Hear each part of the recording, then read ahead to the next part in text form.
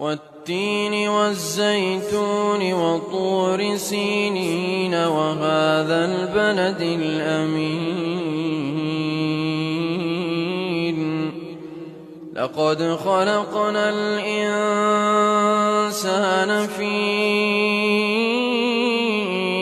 أحسن تقويم ثم رددناه أسفل سافلين إلا الذين آمنوا وعملوا الصالحات فلهم أجر غير ممنون